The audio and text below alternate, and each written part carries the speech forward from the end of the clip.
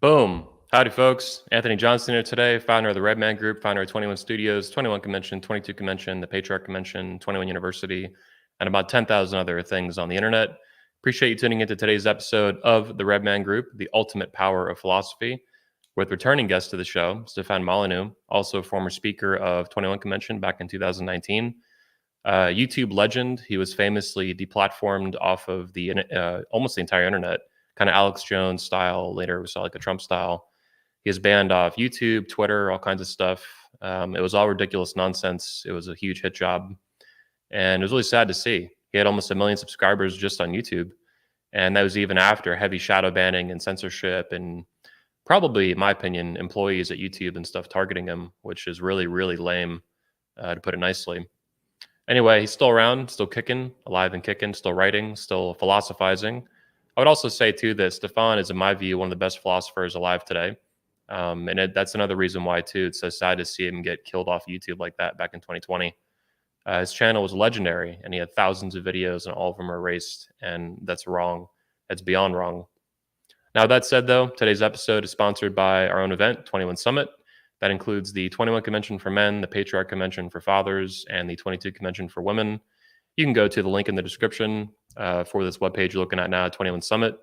You can get early bird tickets, buy one, get one free, bring a friend, bring your wife, your girlfriend, your brother, whatever you want to do. Girls got to go to the 22 Convention, but the men's events, you can kind of go back and forth. You get complimentary access to both events as a man. That's your male privilege, and we're at work there. Some speakers include Jack Donovan, Coach Greg Adams, Richard Grannon, myself, Elliot Hulse. Elliot Hulse's wife will be there too, speaking to the women. It's a really good time. Come on out, link in the description, or you can visit 21studios.com.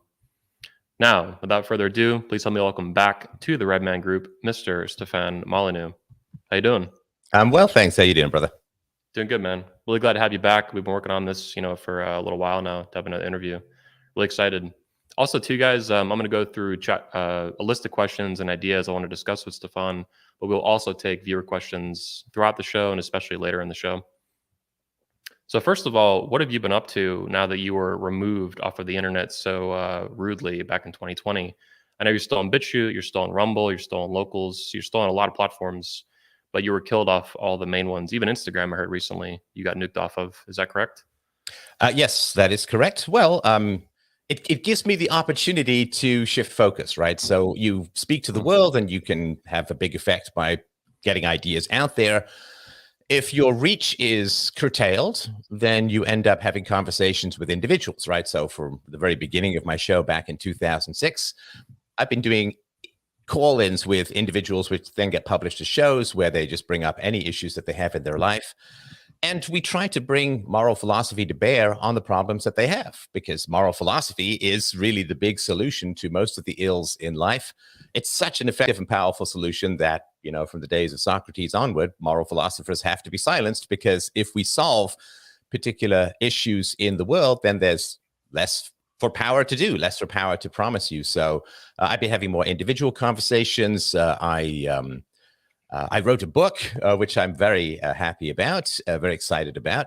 And I've been continuing to do what I do. My business plan, like if you're a philosopher, your business plan has to be at least half a millennia, right? Okay. So you kind of have to step over the everyday, you have to step over the immediate, and you have to say, okay, can I create content that will be of value, a timeless sort of universal moral value in 500 years, in 1,000 years? That's my particular aim. It's a ridiculous time frame, of course, but that's where the best work tends to come out of me for. So I'm continuing to work on that with the recognition that to be harmed in the present as a moral philosopher is almost a requirement. I mean, it happens to just about any decent one. But of course, the goal of moral philosophy is to help in the long run. It's sort of nutritional science rather than ER medicine. Like ER medicine is, oh my God, terrible things are happening in the moment. Who do I need to cut or stitch up or something? Whereas nutrition is, how do we prevent sort of health issues 10, 20, 30 years down the road? So it's the price you pay for trying to affect things in the moment, but what it does is it refocuses you to the long term, which in many ways I think is where the major value will be. Yeah, that was Ayn Rand's view as well, that philosophy is basically what drives the world. It's what drives human beings. It's what drives civilization. So when you do focus on that, I mean, yeah, you're right. Number one, truth tellers and anybody who really challenges an establishment, as you have done, as other figures that history have done, MLK to Socrates, and everyone in between, people can get killed for it.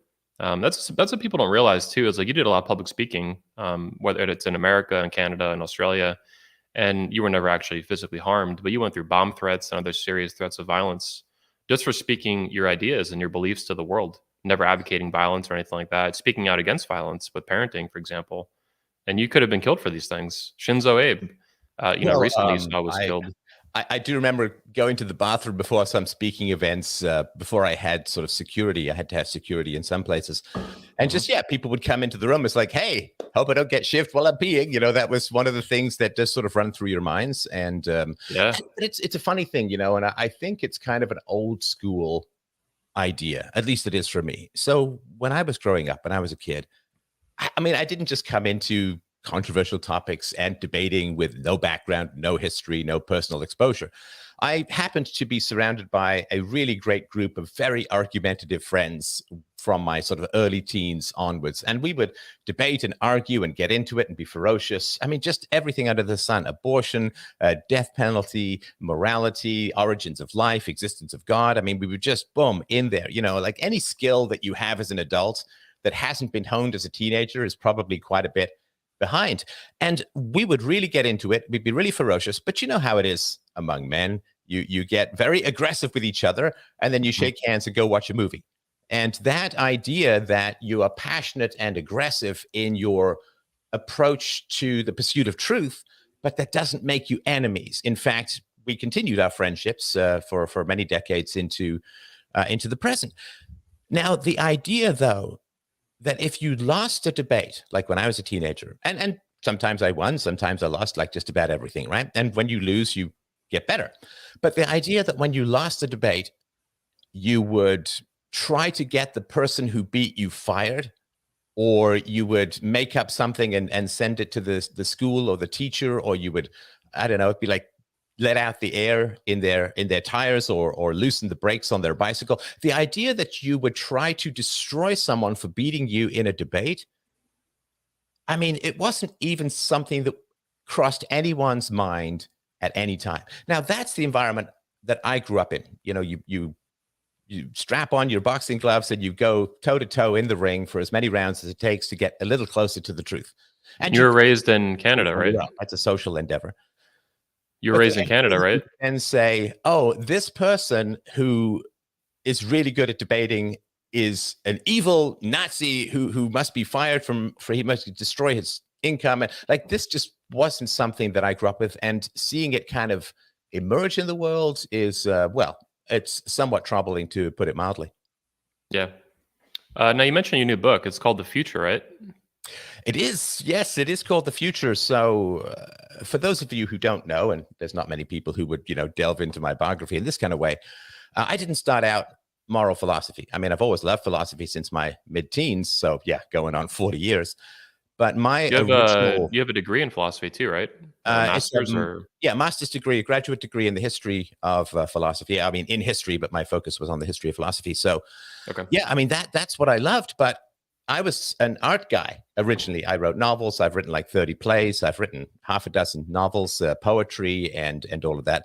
And I went to the National Theatre School. I studied acting and playwriting, and so I'm an art guy from sort of way back. And I've mostly written nonfiction in philosophy, and my books are available for free for the most part at freedomain.com/books. But I wanted to get back into novel writing, and I wanted to write, in a sense, the antidote to George Orwell's famous novel 1984, which is a novel of existential despair and horror, as I'm sure everybody knows. And I wanted to say, okay, what if we could get a truly vivid sense of a truly free world? Because I've written about stateless societies, societies for spontaneous self-organization, and how law and defense and so on would work in the absence of a state. And that's nice. It's all in your head, kind of theoretical. But I thought, what if I could really work hard to create the world that I want in fiction, so that it would come alive for people with characters, with conflict, and so on. So a very brief synopsis. It's a story of a powerful man in the present who's cryogenically frozen, who then wakes up in the future and is put on trial for his crimes. And it's a way, of course, of getting future morality to look at the present, which is a way of dislodging our certainty about our perfect morality in the present. So it's a work of science fiction, which goes all the way back to my very first book. But it is a way of saying, at least for me, here's what I'm fighting for. What I'm fighting for is a world where children are protected, where you have peaceful parenting, where you have voluntary interactions as far as humanly possible, where ostracism and not violence is used as the last resort of social defense. And I think I succeeded. I'm very happy. The reviews that are coming in are very positive. And if people want to get it, they can go to freedomain.locals.com. And so I think that's been my sort of major glory birth, so to speak, over the last little while. Nice. Yeah, I'm sure it was hard as hell writing it. Writing a book's not easy, man. I've written like small ebooks and stuff, and even that's pretty hard. So it's available for free, you said, if they're a paid subscriber at your Locals. Locals is awesome, by the way. At the moment, it's a couple of bucks a month if you want to try it out. You can get 12 months for the price of 10 if you want to sign up annually. But yeah, I mean, it's a way of supporting philosophy and getting a great book. It's in ebook format. I've also read it as an audiobook with, you know, all my acting training going on and so on. So I'm very pleased with it. It is kind of thing, like it took 40 years to write, because it's 40 years of everything that I've been thinking about in terms of human liberty and the non-initiation of force, the non-aggression principle, peaceful parenting, and just moral law and a free society, all kind of rolled into one tasty, digestible package. So I hope that people will check it out. Yeah. 2 questions. How long is it? How many pages? And is it going to be available in paperback on Amazon soon or anything like that? Yeah, I mean, I will probably try and find a way to get it out in paperback. In terms of the number of pages, I mean, it's not 1984 length, but it also ain't Atlas Shrugged length. So it sort of comes in somewhere in between. But, you know, people say that they've raced through it in an entire weekend because the story does flow. I mean, I'm a pretty fast-paced storyteller as far as that goes. Yeah, nice. I'll check it out, man. I'm excited. I didn't know you were working on it. I still follow you on Telegram mostly, but I know you're on Rumble too and BitChute and stuff like that. Yeah, I'm so glad you had those platforms. I was noticing your BitChute is still like huge, over 100,000 subscribers, I think. So it's pretty badass. And now we see the rise of Rumble and stuff too, which is good. And I was happy to see you join that too. A lot of people still haven't joined it. I don't know why the hell they didn't, but good stuff. So more recent news, Roe v. Wade was overturned in America. Pretty shocking and jaw-dropping in our gynocentric matriarchy we live in. But it actually happened. And I'm still kind of stunned by it in a way. But I wanted to get your kind of basic thoughts on that. You know, growing up in Canada, did you ever think that would happen in America? And what was your view? What was your view on it philosophically? Not even close, because of course the tendency tends to be more towards victimhood, and as you talk about, sort of female-focused legislation and so on. And the fact that it was overturned, you know, is really quite jaw-dropping, and signals that it is really hard to know what the future is going to be. It's hard to know what the future is going to be, which is why we always need to sort of rely on, you know, objective, universal moral principles to try and make our decisions. I think there was a huge opportunity that seems to have come and gone with Roe v. Wade, and I want to get your thoughts on this and your audience's thought on this.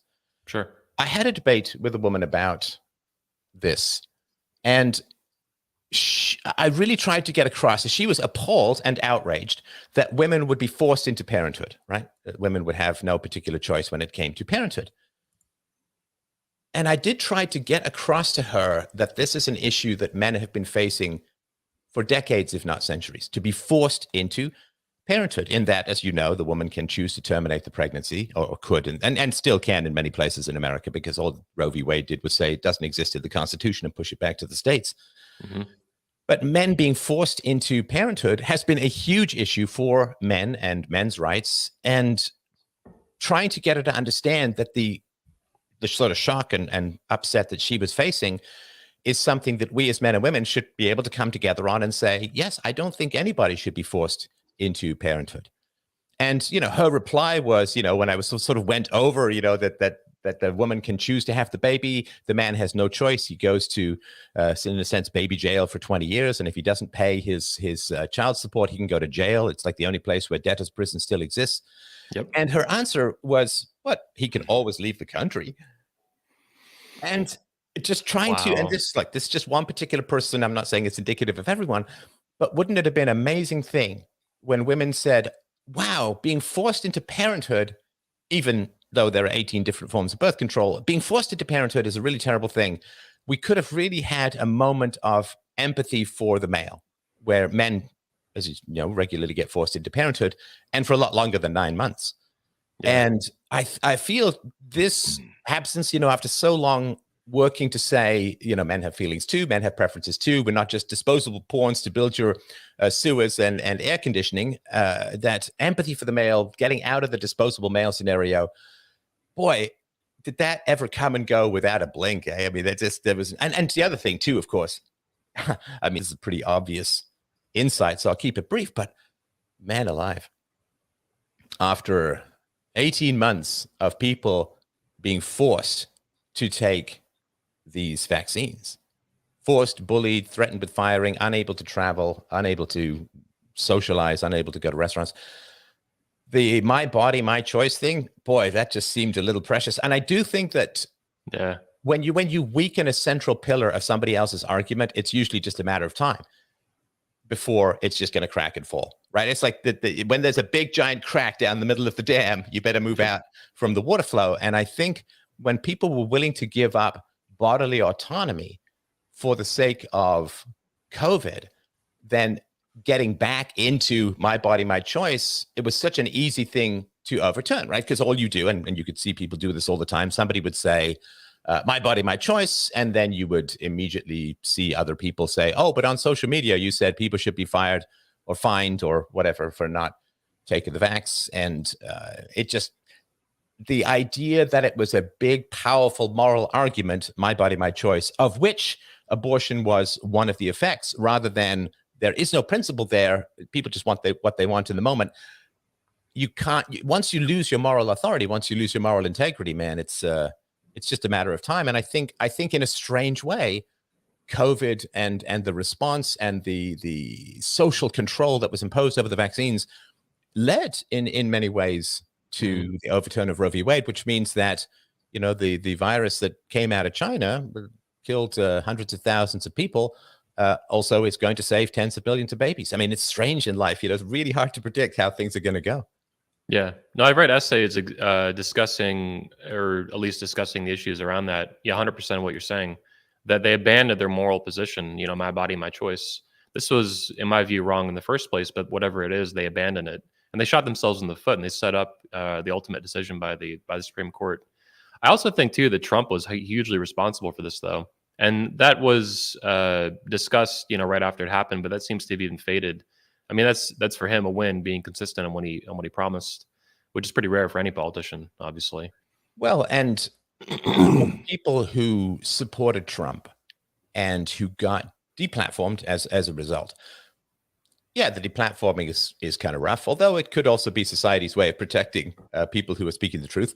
But I really think that people can say, if somebody gave you a deal, right? Like let's say there's a guy named Bob, right? And Bob had a big social media presence. I'm not talking about me by proxy. I'm just saying there's a guy named Bob, big social media presence, and was sort of pro-Trump, lost his big social media presence, but in return, Roe v. Wade was overturned. Like if someone had come ahead of time to Bob, right, and said, okay, well, you're going to lose some reach, some clout, some subscribers, some platforms, but in return, you might save, or you probably will help save millions and millions of babies. I would say that's actually a pretty easy decision to make. And so, and of course, the other thing too, which is really understated, is like, wasn't it kind of nice to have 4 years without a war? Yeah, I mean, wasn't that? I mean, people just forget that. I mean, America, which, you know, is bounded by peaceful neighbors largely to the north and south, giant oceans to either side, should be able to pursue a pretty pacifist foreign policy for the most part, and has been at war for all but about a dozen of its years of its entire history. But wasn't it kind of nice?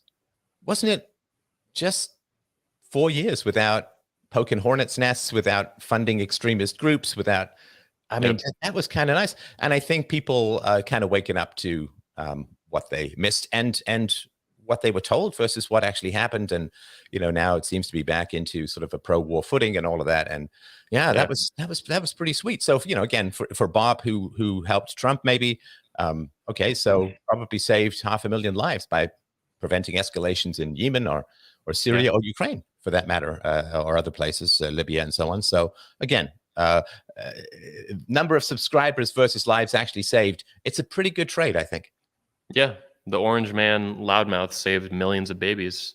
In my view as well, and I'd like to know your thoughts on it. I've always viewed, for years now anyway, that feminism basically was an ideological weapon to commit genocide, infanticide against babies. Like in America, at least, they killed over 60 to 65 million, possibly even more than that. But those are, I think, some of the official numbers. Babies, and that now it's not over, like you mentioned. You could still get an abortion in California, New York, whatever, but that has been massively curtailed and ended federally. So, do you think with Roe v. Wade ending, is this kind of the beginning of the end of infanticide in America, at least? Is that your philosophic view of it?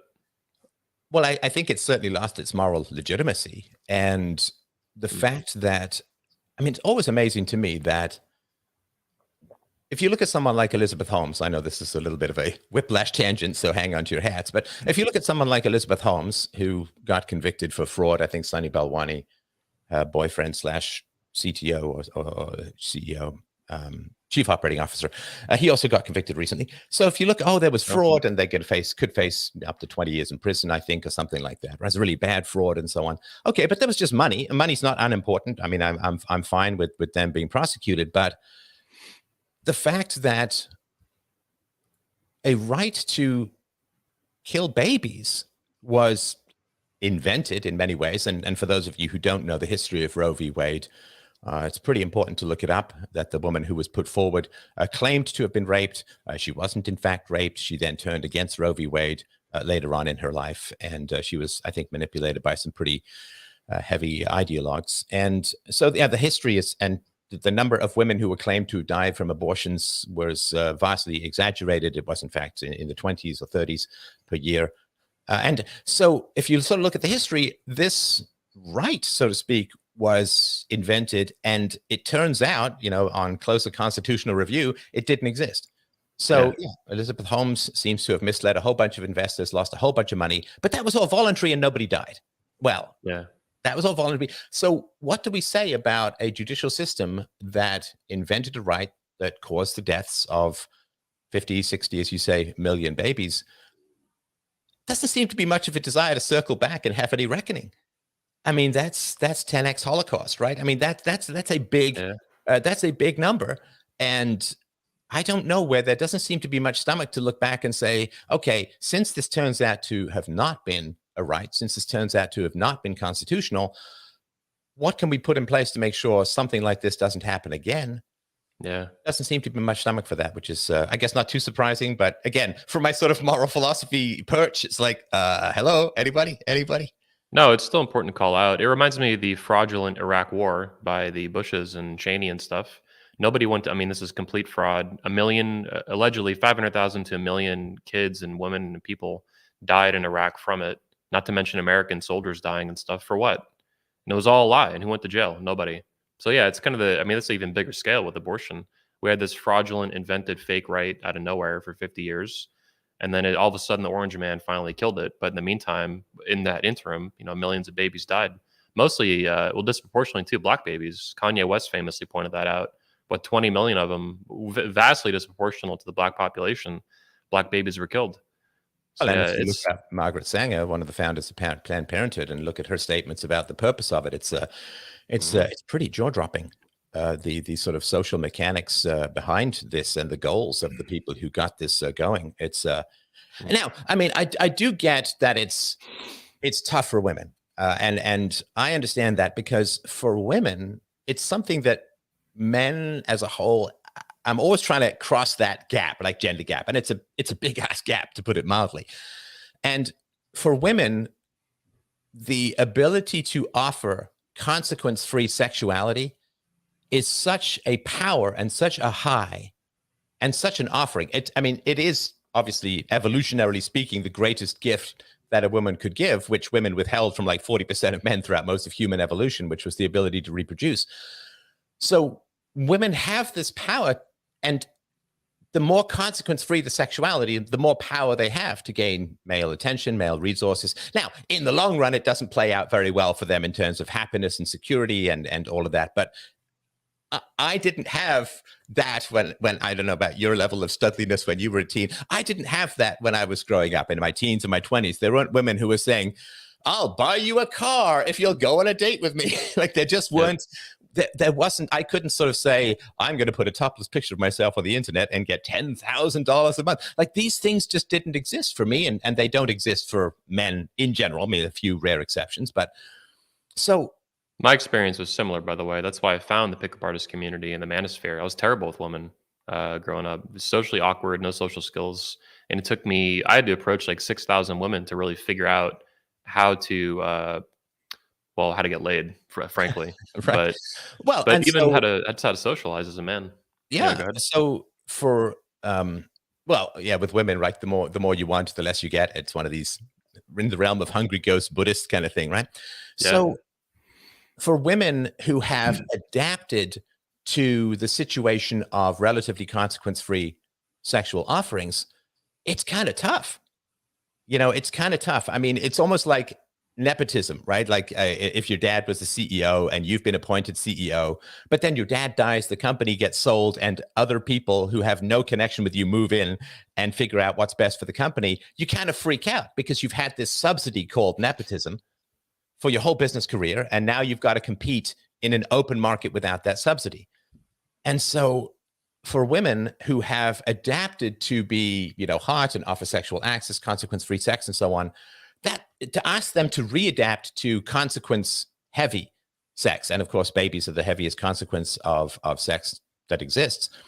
And it was really wild to see this play out on social media, where women would say, okay, we're going on a sex strike. We're not just going to go for chads and boy toys anymore. We're not going to go for the bad boys anymore. We're going to hold off having sex until there's a guy who's stable, reliable, financially secure, and we're going to make him sign some kind of contract that if there is a baby, he's going to take care of it. It's like, you've just invented marriage again, right? Like you think you're coming up with something new, but that was the whole point of marriage, was to withhold sex until there is a lifelong commitment, whether it's enforced by the law or, as it was in the past, enforced by social ostracism, which in many ways is even more powerful. So it yeah, was pretty wild to see the relationship between a woman's desire to choose a good father for her children rather than choose a good lay for her loins. That was pretty wild to see that. And these vast social mechanics, when they change and you see people change their behaviors and their perspectives based upon this, and you're like, oh, so if women now want, because of overturn of Roe v. Wade, if women now want better husbands, better men, better fathers, then they're rewarding virtue rather than sit-ups, right? They're rewarding honor rather than usually daddy's money to buy a flash car or whatever's going on yeah, in the market these days. And then when you see that, you say, okay, well, then that had to be one of the effects of Roe v. Wade coming in, was that women could turn from virtue to hotness. And so yeah. looking for qualities of character rather than looks good in a selfie is really, really wild. And I think it's going to be for the betterment because that kind of subsidy, consequence-free sexual access, power corrupts, man. And that's one of the biggest powers of Mhm. all. Yeah, I've said for a while that feminism, it's kind of a bombastic tweet or saying, but feminism enslaves women to their own worst impulses. And Roe v. Wade, I think, highlighted that almost more than anything. Like you said, it unchained their sexuality, but then it put them into, it made them miserable, really. There's huge studies that even to this day show that the women are more miserable or unhappy than they've ever been. They had more feminism until a few weeks ago than they've ever had, right? Roe v. Wade and endless kind of, female privilege is a real thing, unlike male privilege. But another thing you mentioned too, the sex strike, what came to mind is that I don't even know if it's still going, but yeah, that sex strike hashtag and all these women screaming about it early on, the first few days at least. This to me kind of revealed the fraud that, they say, they want to always promote abortion was for rape and incest and all these really extreme outliers that really just don't happen. Almost all of it is like selective or elective, they call it, right? Just for whatever. But they were using abortion as a form of backup birth control.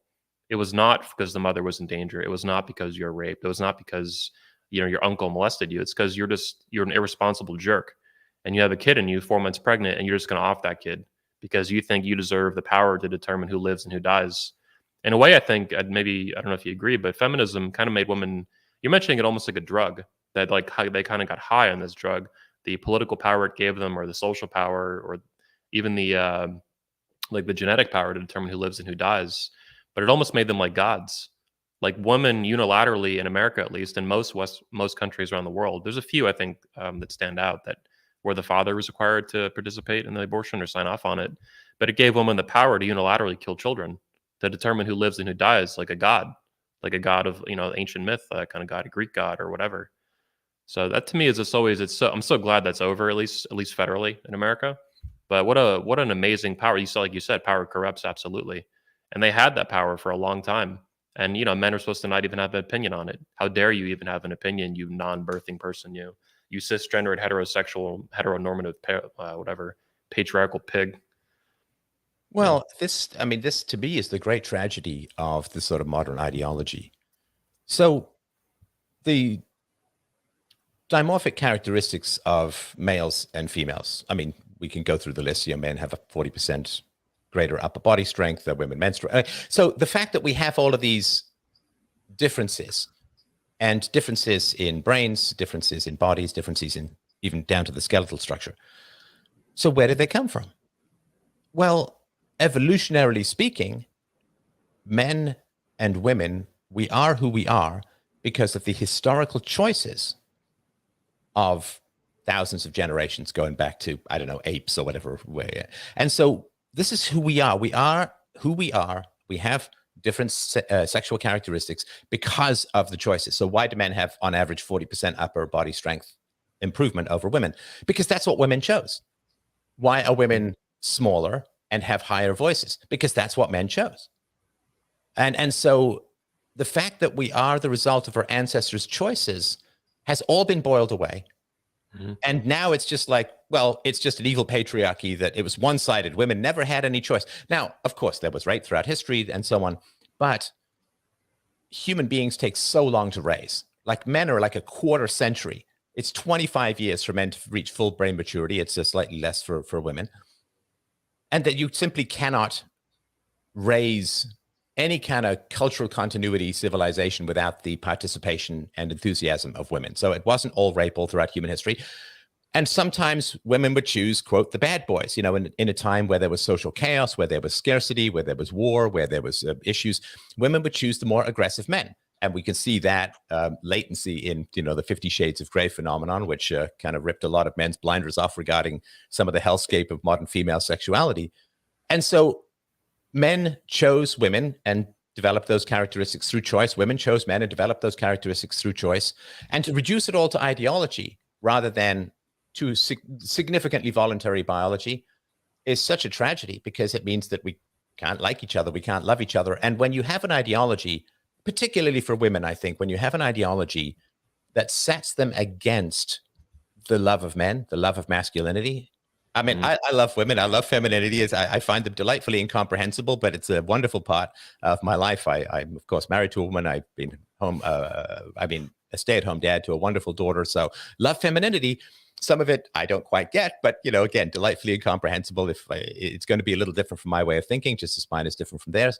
But learning to love men and love women is foundational to our pair bonding nature as a species. Like, we are a pair bonding nature. And ideology that comes between, that severs that bond between men and women, just produces a lot of miserable people. Now, men, we're busy, we're active, we create things, we build things. I mean, some women do, of course, as well, but, in general, it's a little bit more on the masculine side. So we have that kind of stuff to keep us going. But for a lot of women, right, if they're not going to have the grand careers that they were sort of promised, and they age out relatively slowly of high sexual market value, and they then get dumped a lot of times into these empty Martian wastes of their 40s and 50s, and can't go back and fix it. Men, we don't get all of that high sexual market value as much when we're younger. But we have a lot of time to make up our mistakes. We can still start to have kids in our 40s, even our 50s, or even older. But women don't have that option. And I think the fact that these ideologies have portrayed all the complexities of human evolution to just be like evil, Nazi, patriarchal overlords has just meant that women can't, almost for their honor, they can't find anything positive or wonderful about men, and that strips them of their capacity to love and pair bond, which is devastating for both sexes, but I think slightly worse for women. Yeah. My view is basically that feminism is kind of this modern crusade against masculinity and against men and against boys and against fathers, against fatherhood itself, even more broadly against the nuclear family. A lot of feminists have been very explicit. They want to restructure or rethink the nuclear family or outright destroy it. There's a few famous ones, PhDs, professors and stuff who've outright said that. But looking back on it, they cartoonize all of history to be this like crusade against women and femininity, but there was no such thing. And there's definitely never been, to my knowledge, any such thing as a more targeted one like we're engaged in now, like we see all around us. This war on men, this war on masculinity, and this war on family, particularly with father as head of the household, anything even remotely alluding to patriarchy. And I mean by that too, like a kind of Christian patriarchy, not like a Muslim one where they're throwing gays off of buildings or something, or beheading women for adultery. I remember seeing a video about that many years ago on like Break Video or something. Anyway, I wanted to switch topics a little bit, go back a minute. So I want to talk to you about the philosophy behind abortion itself. Like, why is abortion? I think even Clarence Thomas said it's such a profound moral issue, and by that I think he almost means complex. And the opinions on life and death, or not life and death, but the right to life. Does a child have rights? Is a child a full blown human being? Does a child not have rights? Pro-choice, pro-life. What are some of the philosophic issues behind that? Like, why are people so divided on this? I'm an objectivist myself, but even Ayn Rand, I disagree with her 100%. She was 100% pro-choice. She was not in any way what you would consider pro-life by today's standards. So what is your view on the foundations behind abortion and why it's super, super divisive, almost more than any other issue politically I can think of or socially? Well, I think it's a great challenge to narcissism. So in narcissism, you view other people, if you're a narcissist, you view other people not as objects in themselves, but as tools or utilities to serve your own needs, right? So, I've got a little cup, a brew here, and this white cup, I don't view as an individual. I simply say, oh, you can hold my coffee, grab, pour, and carry, right?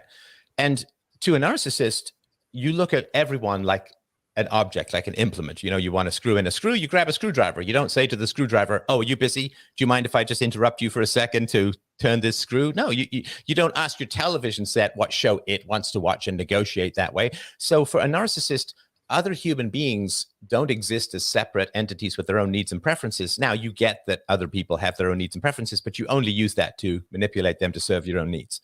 So for me, the selfishness versus the focus on the philosophical or moral truth, which is that everyone's an individual, everyone has their own needs and preferences, and the only civilized thing to do with people you care about is to negotiate with them. So if you have something like the right to abortion, what is the foundational argument? It's my body, my choice. Now, a narcissist views another person as an empty vessel to serve that person's own needs and preferences. And for a wide variety of reasons, I think that narcissism has really grown and swollen in society. Narcissism is generally also, it flourishes when you don't have an external set of standards that you must subjugate your ape-like rampaging ego to. We all want sex, we all want food, we all want power, like at the simian bonobo part of our brain. That's the animal side of us. And in opposition to that animal side of us, we're supposed to have these crystalline virtues, these ideal abstractions, these things to strive for more than our own animal egos of satisfying our dopamine addictions in the here and now. For Christians, of course, it's entry to heaven. For objectivists, it's reason. I have universally preferable behavior, a rational proof of secular ethics. You've got to have something that hauls you and lifts you out of the animal and puts you on the path to something truly human, which is fidelity to ideal abstractions, ideally moral abstractions. Now, of course, atheist communities and I don't include the objectivist communities in the atheist because they're anti-statist and so on. So I know there's a big sort of roundabout, big roundabout answer, but I think it's really important to say, what do you sacrifice yourself to? Well, Christians, of course, following the example of Jesus, entry to heaven, resistance to Satan. For objectivists, it's following reason and evidence, opposing initiation of the use of force, and so on. Now, if you take away from people ideal moral abstractions, which they are obligated to follow, we fall into narcissism. We fall into the animal, because why would you defer your own pleasure, your own gratification if there aren't any moral rules or ideals or abstractions out there that you have to follow, that you must follow, or at least try to. And it's almost like you're saying people they fall to the lowest common denominator of philosophy, which would be narcissism, I think is what you're saying. It's anti-philosophy. It's just the animal, right? Yeah. And so, like, you look at two frogs that are attacking, two male frogs attacking each other to get access to the female. There's no empathy. There's just this desire to win and reproduce. And that's fine for frogs. It ain't so good for human beings. We're supposed to have something just a little higher than the animal satisfaction, lizard brain lust of the moment. We're supposed to have this post-monkey beta expansion pack called abstractions and virtues. So when you look at my body, my choice, what do you see? You see this really bottomless narcissism. Because, honey, it ain't your body. It's not your body. It's not your body. It's in your body. Yeah. But it's not your body. How do we know that? Because let's say you got a spleen. I mean, you got a spleen, you got a kidney, you got a liver, right? Your spleen doesn't leave your body, doesn't develop its own personality, doesn't poop, get up, learn how to shave, argue with you, go out with boys too late, have their own spleens later on down the road. You can't have philosophical conversations with your spleen. You don't raise your spleen to go out into the world, and your spleen doesn't outlive you. That's how you know it's not your body. Well, your spleen doesn't outlive you. Children do. That's kind of the point. Your spleen doesn't have a heartbeat. Your spleen doesn't have a different blood type. A baby can have a completely different blood type from the mother. So when you look within yourself as a woman, you look within yourself and you say, I have a human being inside me. It's my body. It's me. It's not distinguishable from me. It's not separate from me. It has different DNA. To ping off your wonderful listener here. Yeah, it has different DNA. Your spleen does not have different DNA. You don't send your spleen to school, right? Your spleen can't be propagandized. So it is not your body. To say my body, my choice, absolutely. You can say that, of course, about your spleen. You can say that about your kidney. Nobody can force you to give them a kidney because they need a kidney and you just have a spare. See, absolutely. My body, my choice. But things that are in your body are not yours. If you have a penis in a woman's vagina, she doesn't own that penis. She can't remove it and keep it in a jar, Bobbit style, right? That's it's in her body, but it's not her. If a woman is getting a dental procedure, the dentist has his hands in her mouth, she can't bite off his finger saying, hey man, my body, my choice. I just want these fingers. They're tasty. No, that would be assault because he's a different person. So the my body, my choice. My body, my choice is a call. It's like a dog whistle or a secret tribal drumbeat to say, are you a narcissist? And the people who fall for that, I would view as unbelievably narcissistic, to the point where they would look at getting an abortion like getting a haircut. It's like, hey man, it's my hair. It's my choice what the haircut is. Absolutely it is. But your hair doesn't detach from you, outlive you, have different DNA, a different blood type, and go off and do its own thing and can't have more hair of its own. Somebody, wants to get a nose job. Hey, man, it's my body, my absolutely. But the idea that another human being with different DNA, different blood type, different personality structure, different levels of intelligence who detaches from you and goes out into the world, that's exactly the same as your fingernail, your hair, your spleen, is such a blindness to the existence of the other, of another mind, of another human being. Whatever we say about it, my body, my choice is to me a just massive skywriting danger signal. And I would say this to women out there, to really look inside yourself and say, how could you possibly look at another human being the same as you look at your cuticles? Yeah. Or, you might get a tooth extracted. My body, my choice. Yeah, okay. But to look at another human being like you would look at some part of your own body that never leaves you, look at that. And I would also say to men, a woman who's like pounded the table saying, my body, my choice, auga, danger. Oh, yeah. Get away immediately. Now, here's a question. A lot of state laws in America, before Roe v. Wade, it's actually, I think, part of what triggered the fight. And since, a lot of them focus on stopping abortion at the heartbeat, approximately 4 weeks or 6 weeks, depending on the state. So in your view, philosophically, where does life truly begin in terms of an unborn child? Is it a heartbeat? Is it later on? Is it conception, fertilization? Do you have a view on that? My view is the heartbeat. I think if there is a detectable heartbeat, that to me means it's alive. If you're going to stop its heartbeat, then you're going to kill it, so it's alive. I Do you mean, have a yeah, view on that? there's different ways of measuring it. I mean, the way that we measure life in general is heartbeat. And if the Mm. heart stops, then the person is considered dead. However, of course, when you're old, there are external measures to keep your heart going. And then it could be brain waves, brain activity, which comes a little bit later. But of Mm. course, you can't build a heart unless something's alive beforehand. This is the sort of almost infinite regression thing, right? I mean, from a biological standpoint, life begins at conception because everything that comes later has to have that conception ahead of time. And if you have an antecedent cause, you can't just say a heartbeat doesn't appear on its own. You know, Obviously, though, because your we cells have, are alive too. Like I'm your sorry? sperm cell. Obviously, though, your cells are alive. Your sperm cells are alive. An egg Yes, has sperm living cells cells don't inside of lead it. to anything else, right? The Yeah. sperm cells are alive, but they don't lead to anything else. In that, when you cut your hair or you cut your fingernails, they're still alive in a sense for a little bit of time, but they don't lead to anything else, and there's no capacity of them leading to anything else on their own. So Mm. I would say that is my body, my choice in a sense, right? I mean, the sperm is disposable because it can't lead to anything without the egg. So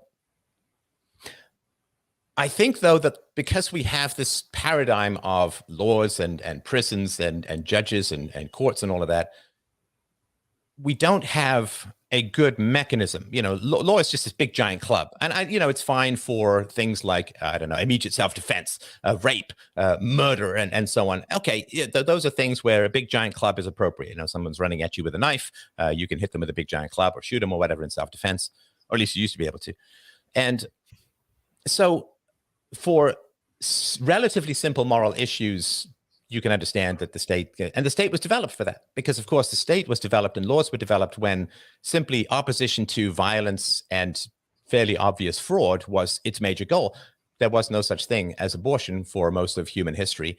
And so, I mean, there were attempts and so on, but there was no particular way to do it medically. So is the law a good way to deal with the question of life and death and birth and abortion? I don't think that it is. Now, what I do think is the case, though, is that there are times when birth control is going to fail. I mean, it's very rare. It's very rare. But birth control is going to fail. There is going to be a woman who doesn't want to keep her child. Now, the way that it works in the law is a woman can take a child who's been born. She can take that child in America, I think, maybe in other places as well. She could just take that child and drop it off at a hospital or a police station or a fire station or any sort of official guy in uniform place. And no questions asked, the baby will be taken off her hands and placed into adoption. Now, the adoption thing is a whole mess right now. So for every baby who's born, who's not wanted by the mother or can't be kept by the mother, there are over 30 families who want to adopt that baby. I mean, talk about a mismatch between supply and demand. And I hate reducing babies to a sort of economics equation, but it's better than then ending up as medical waste, right? So we'll just put the economic blinkers on for the moment. So in a free society, what would we do? Well, we'd say, look, there are women who have an excess of fertility in that they have children that they don't want. There are other women or couples who have a deficiency of fertility, like 10% of married couples have significant trouble conceiving, and that they really want babies. So here we have people who have babies that they can't keep or don't want. And here we have people who are desperate for babies. So finding a way to make adoption less onerous, trying to find a way that maybe the woman can be compensated for the discomfort of pregnancy. We say, oh, but we're paying women to give babies. That's human trafficking. It's like, well, I mean, how do you think slavery ended? I mean, the British Empire ended slavery by buying all the slaves and paying off the slave owners and didn't even finish paying that debt off until this millennia. So Wow. we quite often will pay to free people. And so if you wouldn't want to make it a profitable thing for the woman, like, $10 million a baby would be a bad idea because that would then generate its own supply. But if you could find a way to balance the people who desperately want children but can't have them with the people who have children but can't keep them or don't want them, there's a way to ease that transition. I don't know how it would work because I'm not an economist, but without a doubt, there's a better way to do it than shaking the giant fist of the law at people. And of course, the adoption situation is really complex and horrible and expensive and time consuming. Making that easier would be a way of getting babies from the people who don't want them or can't keep them into the houses and homes of couples who do want them and will treat them well. I mean, there are fewer better parents than people who've been trying to have kids for a long time, but haven't been able to because they really do treasure the existence of the children. They're not just, they really are in hot pursuit of the joys of parenting. So there's a way to solve this problem. I don't think it's particularly practical under the current system, but I think in a truly free society, this mismatch of supply and demand would be solved to the benefit, I think, of everyone. And right now, Roe v. Wade is a step, I think, in the right direction. But I mean, it's a long way to go, I think, until the children are protected in a way, I think, that would satisfy the most strict moralists among us. Now, the feminists claimed Roe v. Wade as a victory 50 years ago, probably one of their biggest victories ever, if not the biggest. Obviously, a lot of them were very, very, very angry about Roe v. Wade being overturned, much to my enjoyment, my amusement. Do you view the Roe v. Wade being overturned as a major blow to feminism? Do you see feminism, and maybe this is wishful thinking, but on a decline in terms of its stranglehold on culture and on politics? Trump also perhaps being elected was a blow to that, but I think Roe v. Wade was probably even bigger. So do you have views on how Roe v. Wade has impacted feminism and its stranglehold on culture? Yeah, I mean, for those of us who've been like us, and I'm sure a lot of your listeners, for those of us who've been in this cultural fight for me, again, four decades, for those of us who've been in this cultural fight, it's always darkest before the dawn is one of these things that I think has been a kind of elusive to look for these kinds of changes in the culture. So, the old, you can fool some of the people some of the time. You can fool all of the people some of the time, some of the people all of the time, but you can't fool all the people all the time. Ideology leads to the opposite of its intended goals. That's how you know it's ideology, right? So we had a welfare state was supposed to eliminate poverty.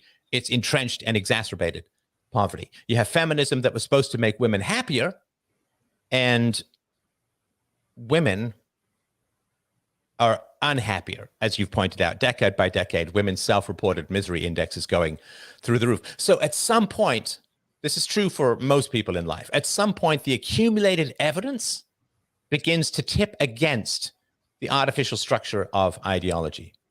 If you say, oh, well, if I live on a steady diet, if I'm on the cheesecake diet, I'm on the steady diet of cheesecake, and you eat a whole bunch of cheesecake and you gain weight, at some point your weight gain is going to, and however committed you are to the ideology of the cheesecake diet, and it's moral and it's helps the poor and whatever, it rains food down on the hungry, at some point you're going to say, yeah, but I'm seriously getting fat here. And so when evidence accumulates to the opposite of ideology, that's where choice begins to arise in society.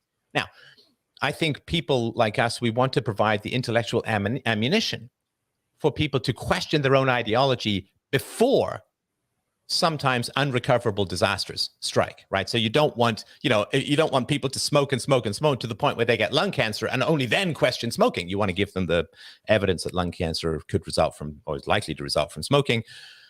So at some point, the accumulated evidence becomes so bad that people begin to foundationally question what's going on in the world, right? I mean, Biden getting COVID despite being quadruple vaxxed and all of that. Now, people are going to like, wait a minute, but we were told something different. I think it was about a year ago that Biden said, if you get the vaccine, you won't get COVID, you won't spread it. So as the evidence begins to accumulate, people at an unconscious level, like whatever they might say at the top of their brains, oh, I'm still fully committed to her. But deep down, their lizard brains are like, I don't know about this one. This is not looking good. Something is not working out here. Something is not going right. And it is that point where the ideology begins to fracture. I do think that we are at that point in the West at the moment where the accumulated evidence of the disasters of particular ideology, the ideology that says we're going to divide society into groups with different outcomes, right? And we're going to ascribe all the differences in those outcomes to, often white male patriarchy or whatever it's going to be, right? Capitalism. Right? Like, what's it? Somebody sent me someone's tweet the other day. It was a woman who said, it's not right that I go to work for 8 or 9 hours a day and that I have 4 hours a day for myself, some of which is used preparing for the next day. This isn't any kind of life. And, of course, underneath it's like capitalism, capitalism, capitalism. But there were some people saying, well, yeah, but you're paying half your income in taxes. So that's one of the main reasons you don't have time for yourself, right? So people are beginning to push back. And the best way to, like, ideology is a strange structure that grows in the brain when limitations are removed from life. Like, why do we need economics? Because all human desires are infinite and all resources are finite. There's no philosophy of the property of the air that you breathe, because it's essentially an infinite resource. Everyone can be breathing the same air. I mean, not in terms of air quality or pollution or something, but where resources are infinite, you don't need morality, you don't need reason, you don't need to limit your appetites. I mean, you just go around breathing air. Nobody goes on an air diet or says, man, I got to find a way to breathe less air, you know. So when resources are perceived to be infinite, our sense of morality, our sense of hierarchy, our sense of prioritization all begins to diminish, right? So you think of these sort of very primitive tribes. I was talking about this back in 2019 at the convention. Think about these primitive tribes where food is just ridiculously abundant relative to the population, because the population is usually whittled down by, disease or things like that. So you got, coconuts, you got mangoes, you got fish in the bay. I mean, so you don't really need property rights for food because it's just so easy to get a meal and so on.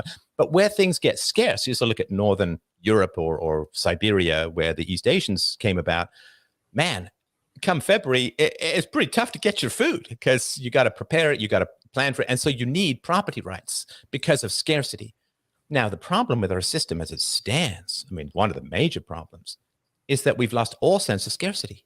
And this really started in the 1960s when you had, under LBJ's Great Society, you had massive expansions in the welfare state, along with massive expansions in the military-industrial complex. So when I was a kid growing up, World War II was still hanging heavy. I was born 21 years after the end of World War II. Boy, that makes me feel young. But it was really hanging heavy. And there was something I remember hearing about when I was a kid: guns or butter.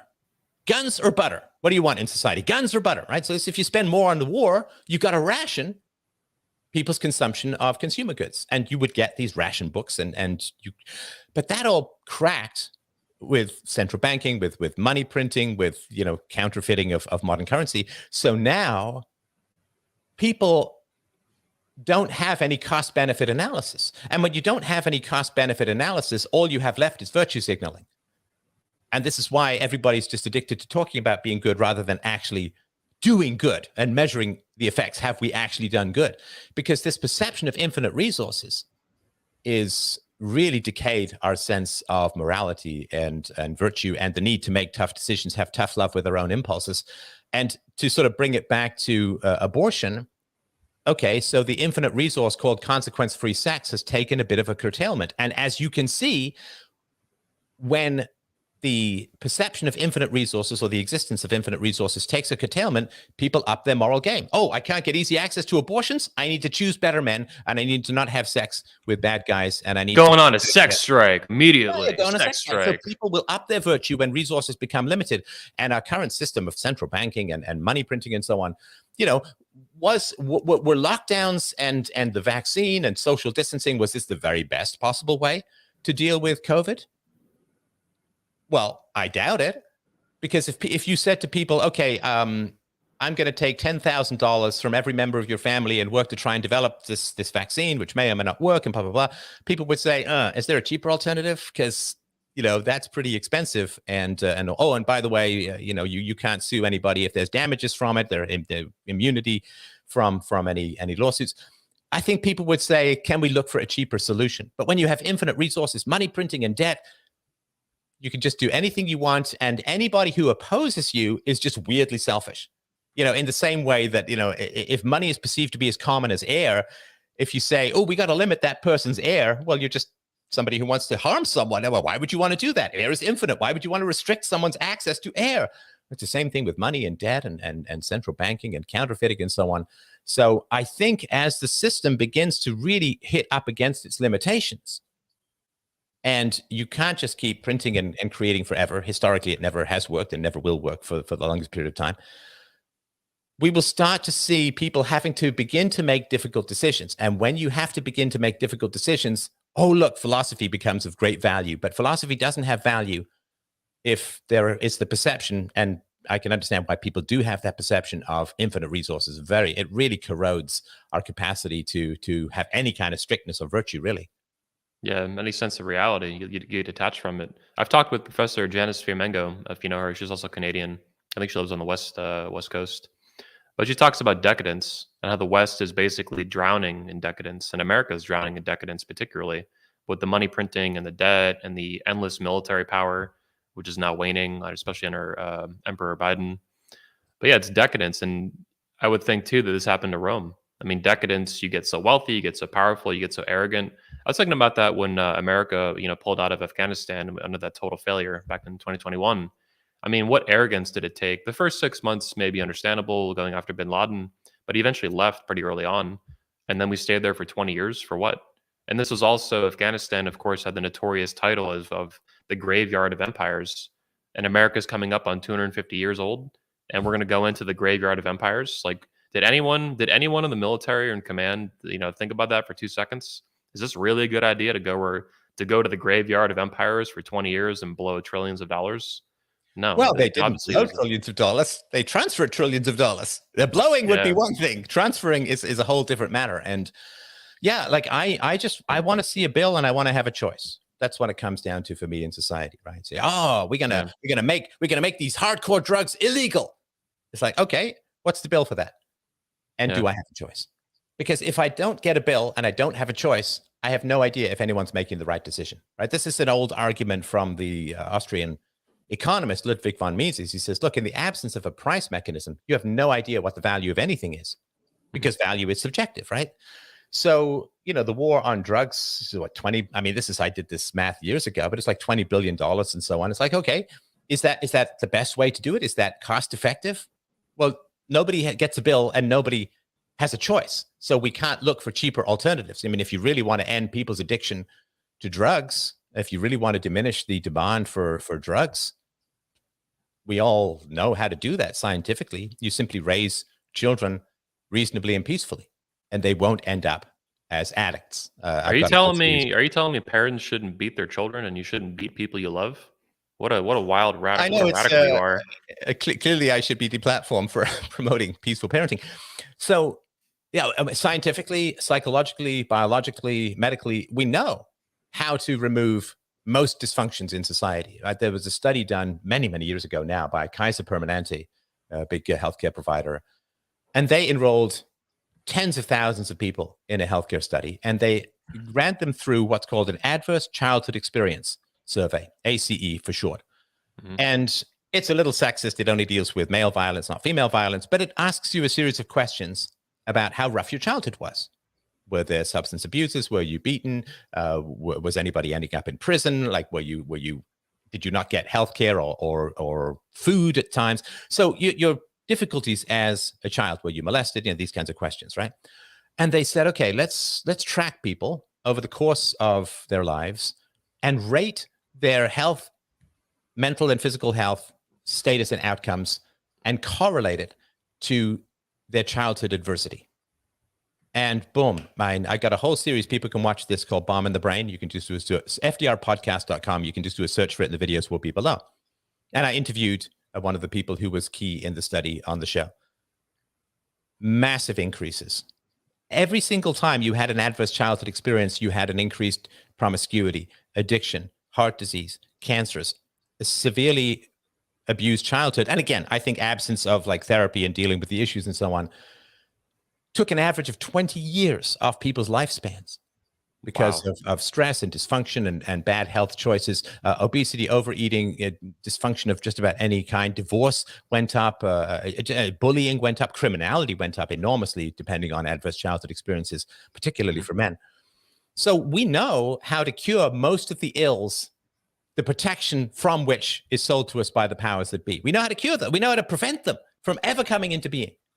But if we do prevent those ills from ever coming into being, if we cut criminality by 90 to 95%, if we cut drug addiction, promiscuity, all of these things by massive factors, well, we don't need the powers that be nearly as much because we don't have nearly as much danger in our lives, which is one of the reasons why when you promote peaceful parenting, people get mad at you who have a lot of power because you're undermining the danger the delivery of the danger that they sell their protection for. So yeah, we know all of this stuff. And so do we grab people who are self-medicating the results of an abusive childhood?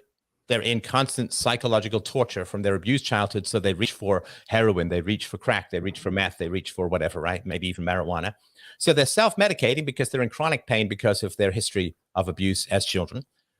Do we grab those people and throw their ass in jail, thus perpetuating the cycle and disrupting their family and continuing the problem? Or do we say, that's really tragic. I don't want to put you on the welfare state because that's just going to put more money into the hands of the drug dealers. But we do really need to deal with the effects of your childhood, and we need to train the next generation of parents on how to raise children who aren't going to end up this way. That would be a very cost-effective way to do it, because people who are raised in an abusive environment cost 5 to 10 times as much in society as they ever produce in value, right? Because you got to chase after them with the law.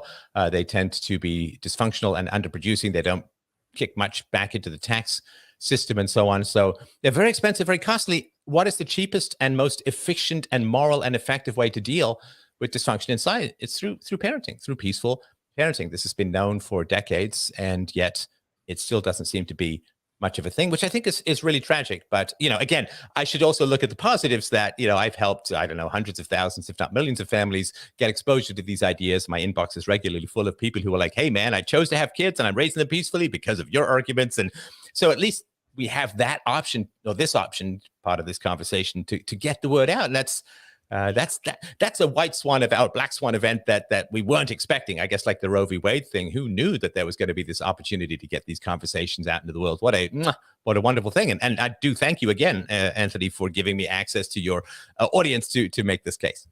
Yeah, 100%. They're loving you, man. Everybody, it's not just my fans in 21 Studios. It's people on YouTube, men on YouTube in particular. They loved you, man, and they miss you. And you're still around. You're not dead. Right. I mean, I'm one website over. I mean, you could just go freedomain.com/connect. You can follow me. You can subscribe. I'm still doing my thing. And for the people who want philosophy, okay, I will tell you a story of demonic possession. Are you ready? Okay. My Story of Demonic Possession by S.B. Molyneux. My story of demonic possession was, politics can be kind of seductive, right? So I did a lot of sort of the personal philosophy stuff. I got heavily involved in politics, and there were some pluses, some minuses. Politics is a dangerous game. I didn't learn from my antecedents, right? So Plato tried, I didn't obviously run for office or anything like that, but Plato got involved in politics. And the end result of Plato trying to run for office in Syracuse was that he was captured, falsely accused, imprisoned, sold into slavery. And it was only because one of his former students happened to notice him on the slave block that he got bought and returned to some kind of liberty. So philosophy and politics, matter and antimatter, fire and ice, whatever you want to call it, matter and, the thing and its explosive opposite. But it is kind of seductive in a way because philosophy has very long-term benefits, right? So as I said, the 500-year window. Politics is a much shorter-term cost-benefit thing, which is why the blowback tends to be more intense. So I got seduced by that fishnet stocking, swinging purse, pouty-lipped vixen of politics. And I'm not saying I have any regrets. I think there was some important stuff to get out there. But I'm back to the source, the origin story of me, which is talking to people about philosophy and how it can directly help their personal lives. There's a longer payback for that. There'll be people who will be emailing me on my deathbed saying, hey, my parents raised me peacefully because of what you did. Thank you so much. And so on. Whereas politics is a little bit more immediate. Politics is the heroin. Philosophy is like the dieting and working out, which takes a long time to produce some significant benefits. So yeah, that was my story of being tempted by the dark mistress of politics and then returning to the golden goddess of philosophy. Yeah, I mean, I follow that a lot. I understand it. I mean, even Ayn Rand put political philosophy pretty far down the chain of philosophy, from metaphysics to epistemology to moral philosophy. Her politics in particular, and this is why she was so angry with libertarians in her time, she felt that they were stealing a lot of her ideas and objectivism and not connecting the dots for how she arrived at these conclusions. So she considered a lot of libertarian stuff, even anarchism to a sense. Her criticism was that these were floating abstractions. They weren't grounded in objective reality. They weren't grounded in reason. They were too far down the line as a starting point. But to that end, political philosophy, like you're saying, deals directly in the application of force and the management of violence. So yeah, it is very immediate. But also, that's why I think it is the best long-term solution to focus on parenting and moral philosophy, even epistemology, getting people to focus on reason and evidence. They forget, a lot of people too. That's why I think I've been cognizant of what you're saying, and my company and my channel does deal in politics a little bit, but it's never been like a main primary focus. And part of it is that I want to get kicked off the internet like you did. I would like to learn from, I don't think what you did was a mistake, but obviously there's consequences. So I'm going to speak the truth where I can, but also focus my efforts where I think it's like you are the most important.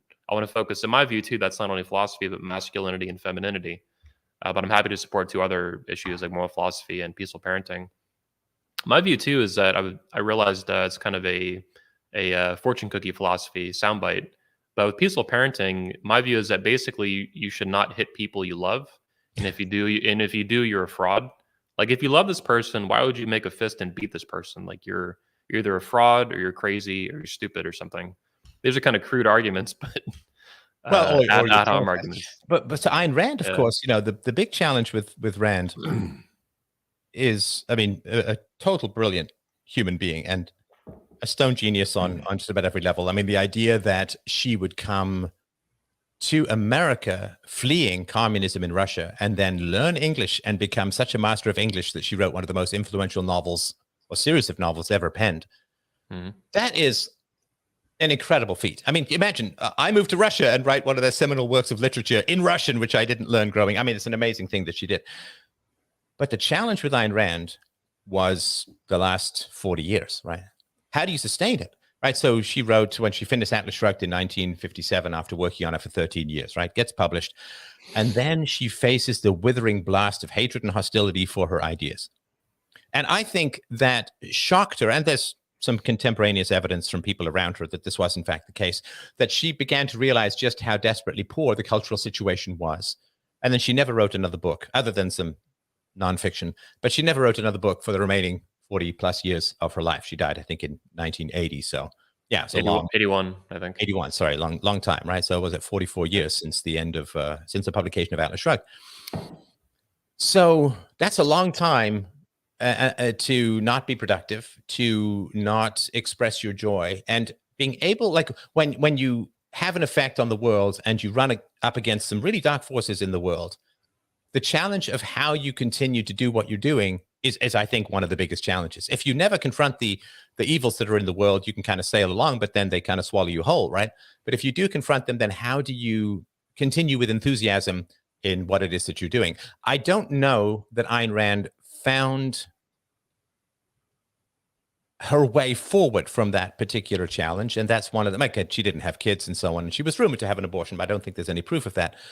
But to her credit, though, she did go on a pretty large or pretty long-term TV, major TV appearances. Johnny Carson, she went on Phil Donahue twice, as late, I think once in early 70s and once in the late 70s.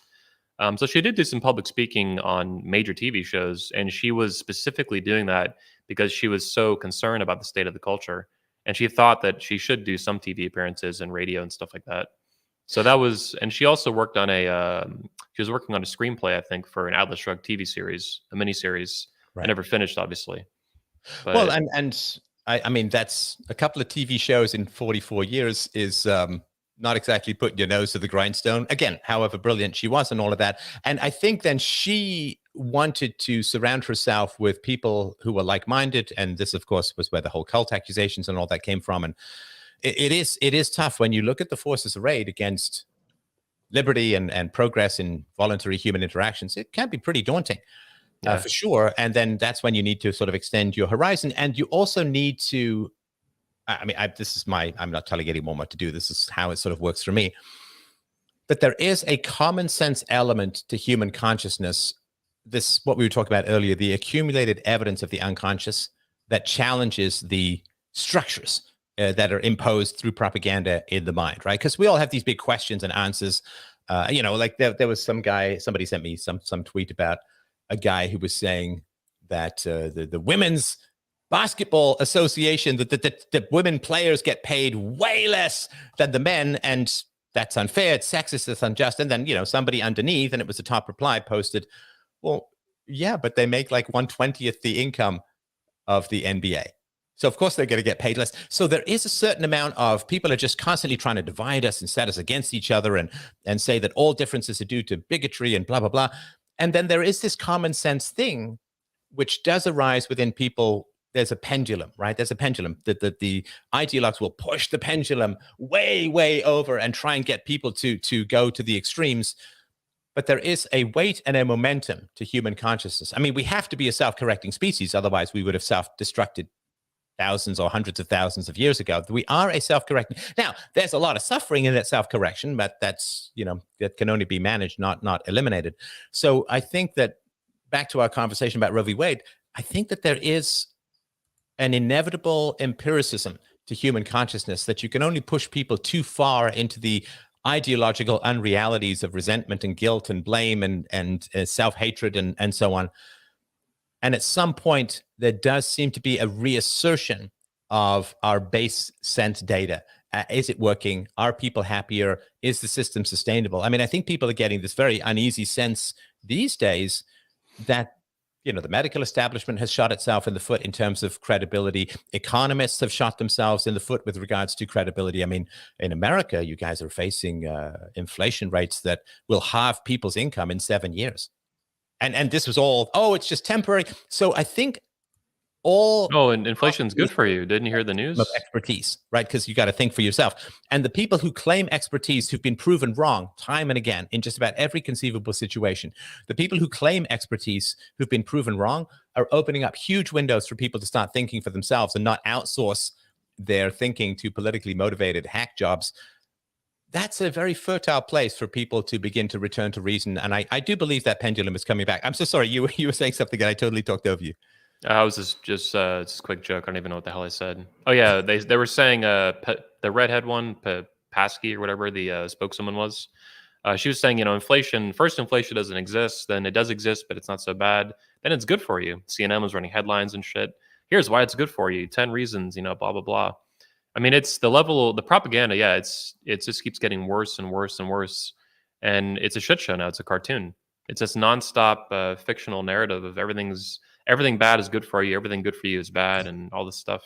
Well, back to the food pyramid. And the question I think people have, and we can maybe drop on the topic of forgiveness. I want to run your show for you, but I think the question people have is, the society is really divided between those who are looking at the wall of Plato's cave, like at the reinterpretations of reality by ideologues presented often in the mainstream media or mainstream social media.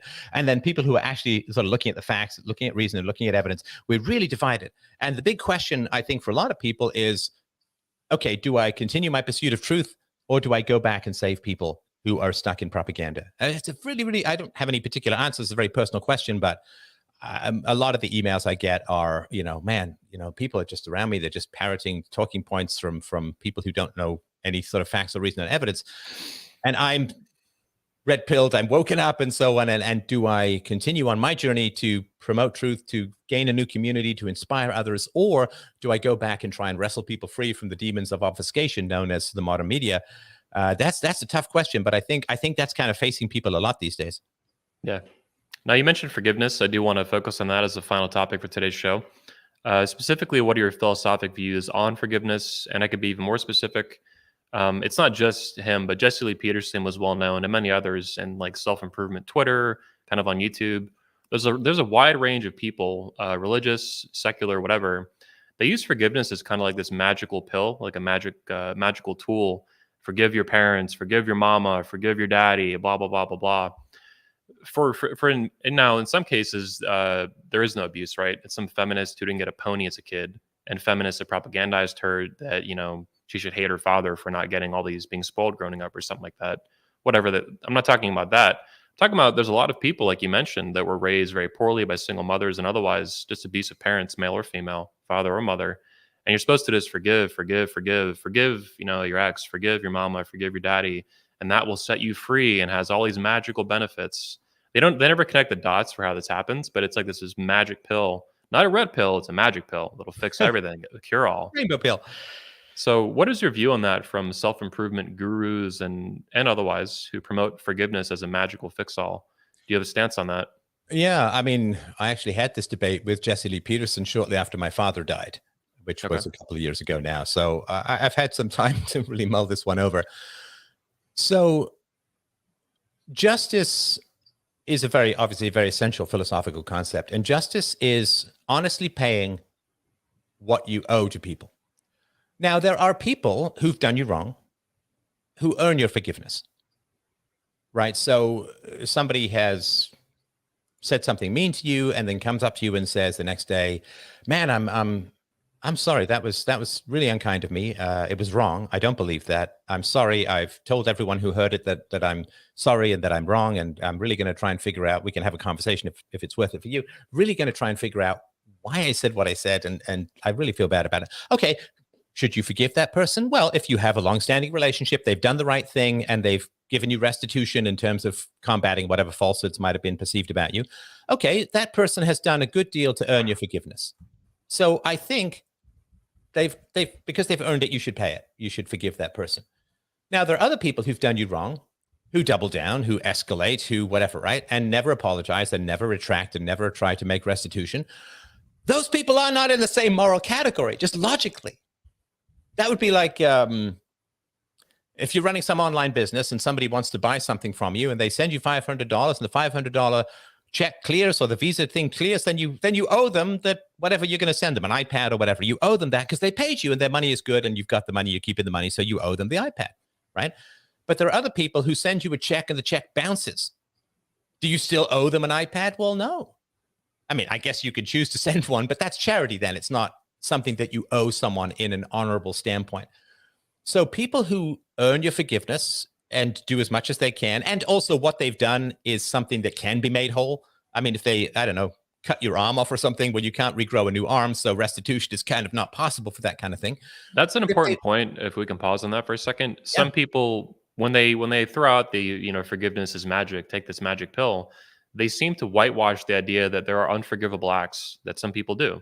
Murder is an obvious one, but also things like child molestation, sexual abuse, horrendous physical violence from parents or other family members or whoever. And it's like these things don't exist to you. Like someone should forgive their mother who molested them as a kid or their father. Like this is really, there's an extremeness to the idea that forgiveness is a magical fix-all that they just don't even want to acknowledge, I think, when people throw this stuff out there and advocate it. Well, and the problem with forgiving people who are unrepentant is it doesn't drive the narcissists and sociopaths out of your life. So you got to have standards, boundaries, right? Standards, basically standards, right? And if forgiveness is like fiat currency, you could just borrow and print and hand it out, then there's no limitation on your forgiveness, which means that people will have no limitation on doing you wrong. So if you have in your life, look, if you do me significant wrong and you make no attempts to make amends, I will talk with you about it. I will sit down and reason with you. I have like a 2 or 3 max conversations. So if someone's done me significant wrong, I will sit down and talk to them about it and say what they did wrong and why I think it's wrong and so on.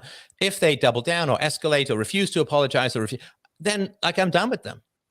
It doesn't mean I'm going to spend the rest of my life cursing them and mad at them all every day, but it's like I'm sorry, this is just not a situation where I can feel security in. And so the people who've earned your forgiveness, and look, we all going to step on each other's toes. I have to apologize. So you have to apologize. We're all going to step on each other's toes. Nobody's perfect. So this is just a natural part of life.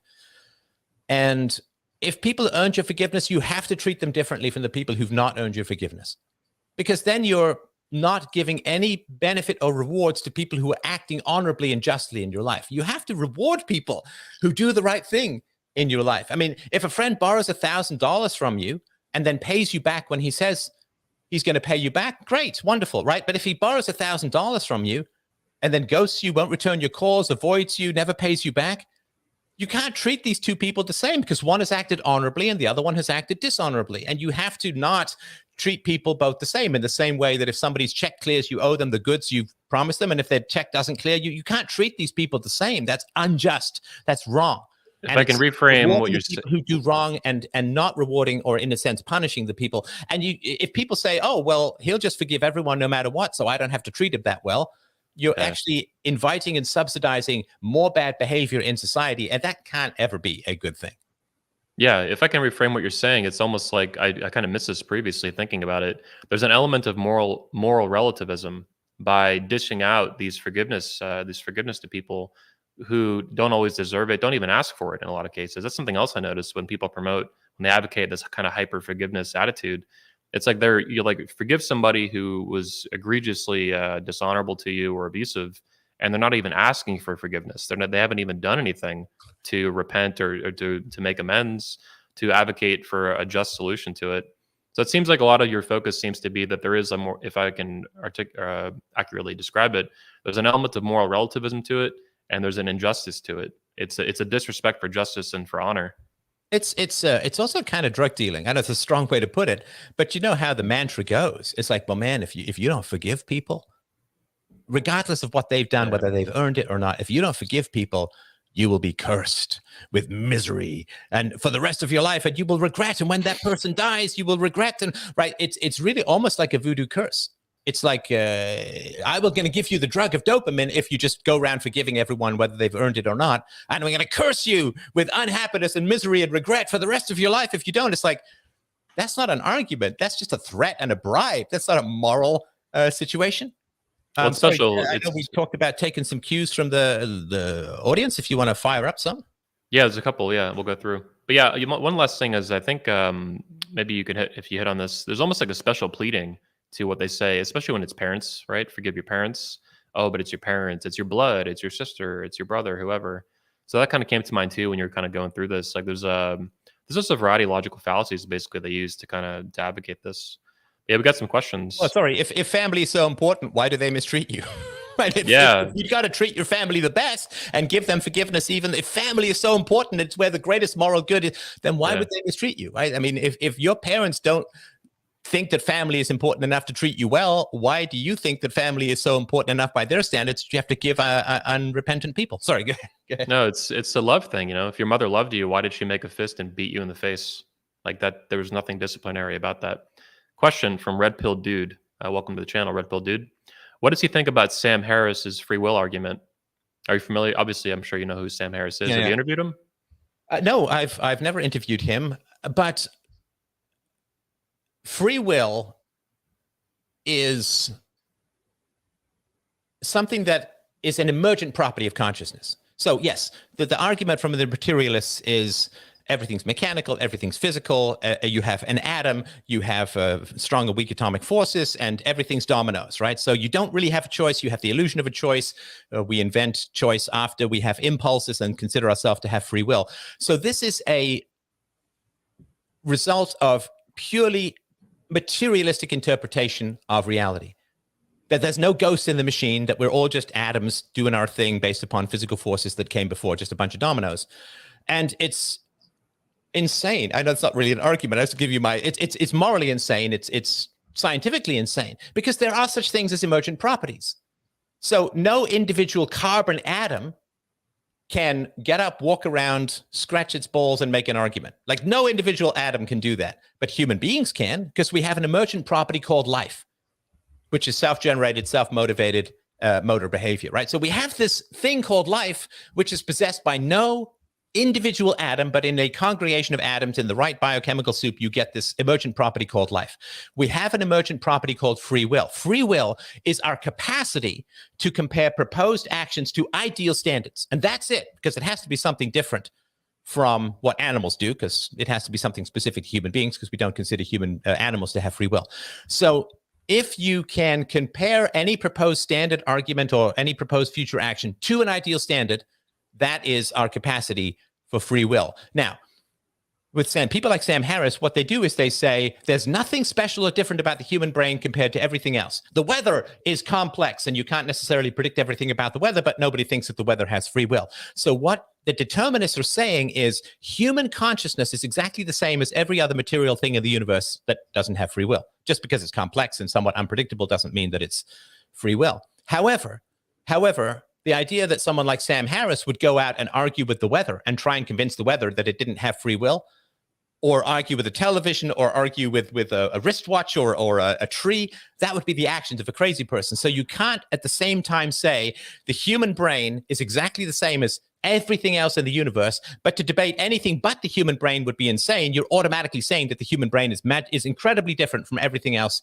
in the universe. To argue with a dog is crazy. To argue with a human being perfectly sane. Therefore, the human brain has to have something different. And the determinists say, we have an ideal standard called determinism, and you should abandon free will to conform to the ideal standard. But if free will is the comparison of proposed actions, your future beliefs, to an ideal standard, it's a self-detonating argument. The moment you try to change someone's mind, you are accepting that they have free will. So I don't accept it at all. Okay, well put, well spoken. Another question. Here it is from Don Johnson, who has a dog avatar. Welcome to the channel, Don. How can we pragmatically stop the proliferation of critical theory into every aspect of our society? I'm pretty sure he means critical race theory, but he didn't specify. Yeah, I mean, I'm not an expert on critical race theory, but I think that mainstream, particularly government education, has tipped to the point of propaganda where I can't imagine a situation where it's beneficial for the child to stay in that environment. It's really, so one of the problems with education is that everyone thinks that school is kind of like it was when they were kids. But if you have kids when you're 30, you're a quarter century away from kindergarten. And boy, I tell you, in that quarter century, things have changed quite a bit. And, one of the amazing things about the pandemic is with kids being Zoom, quote, schooled at home, parents have been like, wait, what? What? Did I just hear that right? Is that what you're learning? Is that what you're being taught? Because, a lot of times kids' education's kind of under the radar, and partly by design. And so I think that a lot of parents are saying, wow, that's really not good, what's being taught. That's really pretty toxic and dangerous. And so I do think that, I've strongly encouraged people to look into alternatives to government schools. I mean, ever since the beginning of the show. And that was more because they might learn, might is right and some socialistic things. But now I think that the toxicity of mainstream education has become so high that it's, you wouldn't let your kids play all day on the beach without sunscreen because the radiation is pretty toxic for their skin. Ideas that get into your head are even worse for you than radiation that falls on your skin. So, well, in America, they're trying to teach 7-year-olds about butt sex and stuff like that. I mean, it's gotten really wild. I've always really, I dislike the government teaching just about anything, but in terms of sex education, there's almost nothing more wrong that is done in government schools than and this is true when I was younger too, any kind of sex education. That is a very personal, morally charged, foundational cultural issue that should not be left to ideologues in the hands of the state. So yeah, I mean, get out of cities, get your kids out of government schools for sure. I think that would certainly be my advice. Do you homeschool your daughter? I know you have a daughter who's yes. Yeah, nice. That's awesome. Yeah, I saw a video with her the other day on your Rumble. Isabella, right? Is her name? Yeah.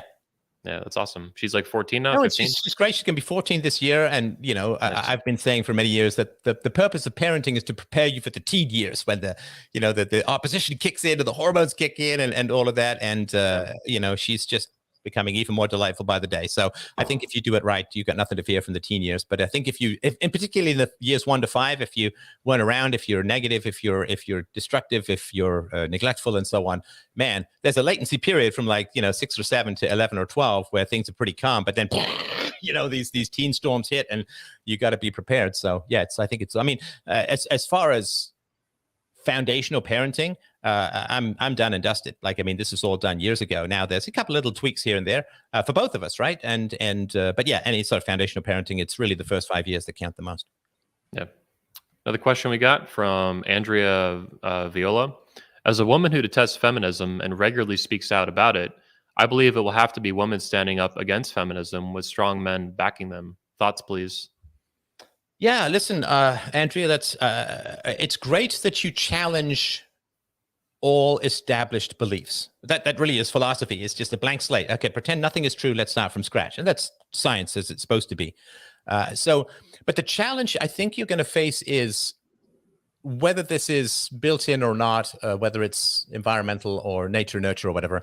But women tend to rate very high on average in terms of agreeableness, right? So the old statement about how teenagers fight. And so boys fight. What do? We have a punch up and we shake hands and we usually become, at least if not friends, certainly not enemies. And what do the girls do? Well, they spread toxic rumors, they destroy reputation, and produce eating disorders. And so a lack of direct conflict, women in general, because they're smaller and weaker, they don't go and beat up men, but they'll tell their boyfriend that this man insulted me or grabbed my ass, and then the boyfriend. So they tend to be a more reputational destruction and manipulation of others to achieve aggressive ends. So the mother may not want to beat her children, but she might complain to the children and get angry at the children in the presence of the husband, so the husband feels compelled to hit the children. So there can be a lot of indirect stuff. But women tend to rate fairly high on agreeableness, which doesn't mean being nice. It just means conformity, I think, to general social norms. And there are tons of exceptions to all of these rules, of course, you being one and other people, of course, being countless others. But I think it's going to be tough because men have a weakness called status. Right. So how are men punished? By losing status, right? Men have a weakness called status, and that's what we have to watch out for, right? So for me, it's like, okay, I want to speak truth. It's going to cost me status. It's going to cost me YouTube. It's going to cost me Twitter. But I want to speak really, really important truths that matter to the world. It's going to cost me status, right? And adjusting to the lower status, so to speak, is a challenge for men. That's men's weakness in a nutshell. Women's weakness is vanity, right? I mean, have you ever heard a woman say, "Oh, no, come on, that's too much praise. That's too much," right? The men rarely say, "Oh, that's too much status. I want to share it out with the other men." It's not kind of how we're hardwired, I think. But with women, vanity is the issue. And the problem is, if women are praised enormously, it dissolves their critical facilities. And when men are offered status, it dissolves their critical facilities, which is why men will trade honor for hierarchy, and women will often trade better behavior for praise. So the problem is that feminism praises women enormously while at the same time excusing every bad decision they make. Now, it's one thing to be praised and say, well, you're a strong, empowered woman, right?